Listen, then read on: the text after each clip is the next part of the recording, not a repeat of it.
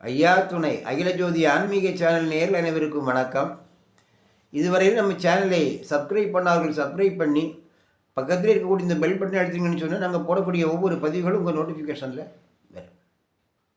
உமது பிள்ளைகளாக எங்களை பிறவி செய்துவிட்டு நாங்கள் அனுபவிக்கின்ற துயரங்களையும் துன்பங்களையும் தாங்கள் காணவில்லையா இறைவா என்று தேவர்கள் நாராயணரிடத்திலே அபயமிட்டு கொண்டிருக்கும் போது அன்னை உமையவள் கைலேங்கிரி விட்டு எழுந்தருளி திருச்செந்தூர் வந்து ஐயா நாராயணரின் திரு பாதங்களில் வீழ்ந்து மனம் உருக அழுது கொண்டே கூறுவாள், முதலும் முடிவும் இல்லாத முழுமையாய் எங்கும் நிறைந்த பரம்பொருளே, ஹரிஹரி நாராயணரே, அண்ணரே, அச்சுதரே, கண்ணரே, கார்வண்ணரே, எள்ளளவும் நன்மையே இல்லாத படுபாவியான ஏமாளி கரியனினால் எங்களையும் அரைச்சல் செய்ததோடு உம்மையும் எங்களிடமிருந்து பிரித்து வைத்து போய்விட்டீரே.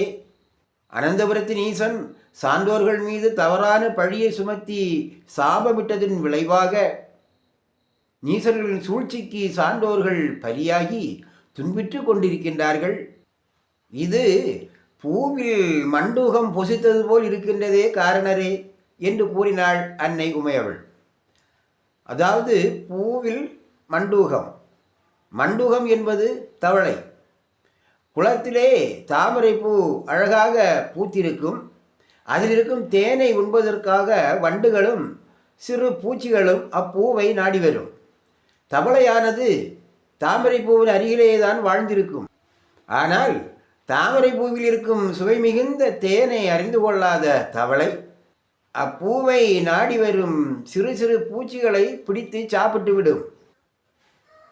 ஆக தாமரை பூவில் இருக்கும் தேனை தானும் உண்ணாமல் பிறரையும் உண்ண விடாமல் பூச்சிகளை பிடிப்பதற்காக பூவின் மீது துள்ளி துள்ளி பூவின் அழகையும் பொலிவையையும் தவளை கெடுத்து விடுவது போல நம்மோடு இருக்கும் இறைவன் நாராயணரையும் அவரின் அளவற்ற மகத்துவத்தையும் அறிந்து கொள்ளாத மூடர்களாகிய மனிதர்களும் நாட்டை அரசாளும் அரசர்களும் கலி என்கின்ற மாயைக்குள் அகப்பட்டு நல்லவர்களையும் தர்ம நீதத்தையும் கெடுத்து விட்டார்களே என்கின்ற விதத்திலேதான் அன்னை உமையவள் பூவில் மண்டூகம் பொசித்ததே என்று கூறினார்கள்.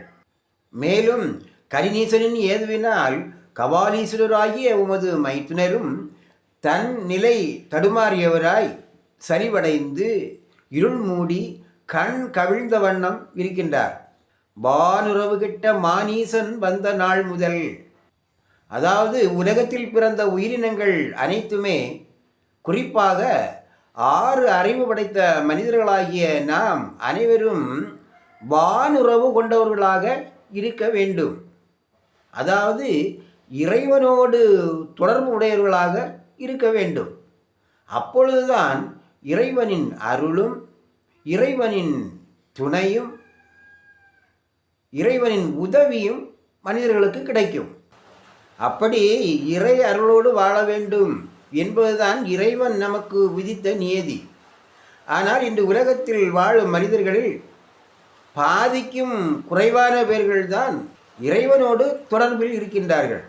அதாவது வானுறவோடு இருக்கின்றார்கள்.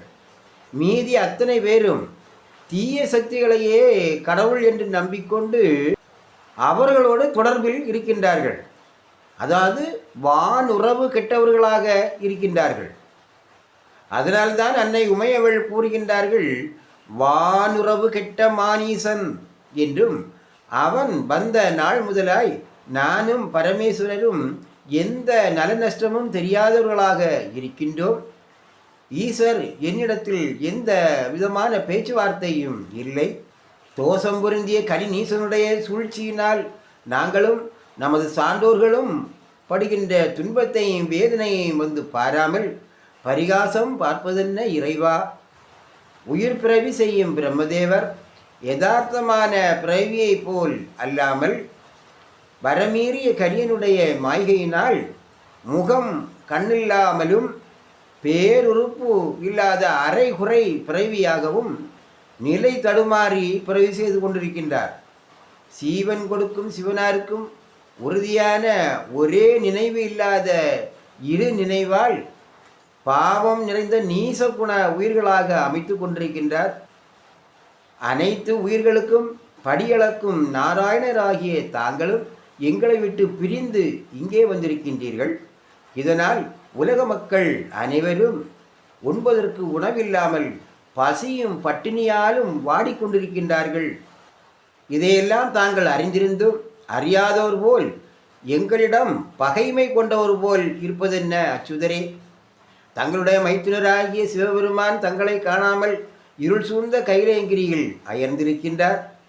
ஆகையால் என்னுடைய அண்ணராகிய தாங்கள் தங்கள் மைத்துனராகிய ஈசருக்கு அறிவுரை சொல்ல கைலேங்கிரிக்கு எழுந்துருள வேண்டும் என்று அன்னை உமை அவள் நாராயணனிடத்திலே வேண்டி நின்றார்கள். அதற்கு நாராயணர் என்ன பதில் கூறினார் என்பதை அடுத்த பகுதியிலே அறிவோம். ஐயா துணை.